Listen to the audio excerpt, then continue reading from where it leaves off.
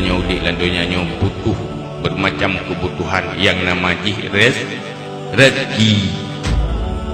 Tip pengalaman katalah pakan urang hana gaya pita ilmu masalah sibuk bak minta rezeki. Pakan urang jiuh bak masjid alasan sibuk ya minta rezeki. Pakan urang hana selamat dari neraka karena apih umum hanya berpikir untuk rezeki. Sibuk pikiran semikir, sibuk tubuh bekerja dan bergerak untuk mendapatkan kebutuhan dan fasilitas udip dalam dunia. Maka Imam Ghazali nubi solusi kiban cara rezekinya baik sampai di bahu tanya neraka. Tanya boleh dapat jauh, boleh dapat iya. Boleh tanya manusia akan malaikat. Tapi baik gara-gara bu iya tempat tinggal je kesebab katanya asal neraka. No je tagalan.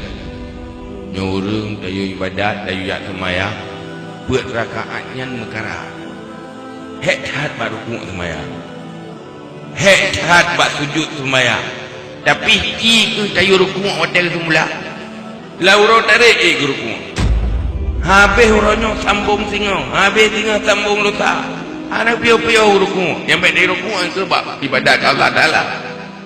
Seandainya Jumat guru ku ibadat ke Allah Taala lagi guru ku dalam belak mensabuh dalam syurga. Tapi masalah rezeki yo. Bak yo ku gatin. Hana jadi tamun syurga. Bak yo ke papa. Hana jadi selamat dari neraka. Maka perlu ilmu kiban cara rezekinya baik sampai menghancurkan masa depan abadi danyo. Maka Nabi solusi tawakal. Orang beriman dalam persoalan rezeki harus sifat tawakal. Yang kedua, kegalauan pikiran. Pikiran yang hana tenang. Dalam tajalani udipnya hana dah pilihan yang paling tepat untuk udip yang paling good. Menyolam persoalan kaya ngan gatin. Galau pulungnya kaya. Pu sabi-sabi gatin tu ngamati. Pu gak gatin, pu gak kaya. Nehinan mumang dirawat. Hingga na urang tu Tuhan pui di itu. Bila mulai banyak sampai dengan Tuhan susah sabi-sabi.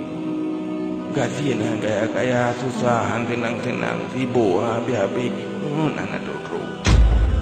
Bagi bayangkan kang menyukai asyik mangat. Kang menyukai gatian yang support donya. Tapi orang mengimankan. Orang beriman tidak pernah hancur karena kekayaan. Juga tetap selamat walau dalam kemiskinan. Gatian taat para sahabat. Tetapi hanya pernah menghalangi orangnya menjadi pengukir sejarah. Pejuang-pejuang iman. Terkenang nama ganyan tuk nganuranya. Pakat. Tawakal ganyan ke Allah. Iban orang tawakal. Ma fiyadillah awsak mimma fiyadi. Apa yang kami tanggung oleh Allah yang dalam kekuasaan Allah lebih dipercaya ketimbang dengan apa yang kena baca roro. Ber yang kena rumah kena yakin dia ke rezeki ganyan. Rezeki ganyan tetap yang pak tulis oleh Allah Taala. Hana sapuna baca roh ke singo tenang pikiran. Aman. Kegalauan pikiran. Ya tentang pakiban kehidupan pugat muno pugat mudih. Nyan hana je kebingung. Orang beriman na solusi yaitu tafwid. Udah belum terserah pilihan Allah. Menyogot ba Allah udah belum susah lung galak ke susah. Menyojroh ba Allah udah belum senang dalam dunianya kageh lung galak ke senang. Ke susah pian aya ke senang pian tak galak. Kiban yang natu oleh Allah. Sehingga dalam segala hal ni pernah oleh Nabi tanya you istikharah. Diujuk pilihan ke Allah dia. Hanya dah pilih kira takut salah.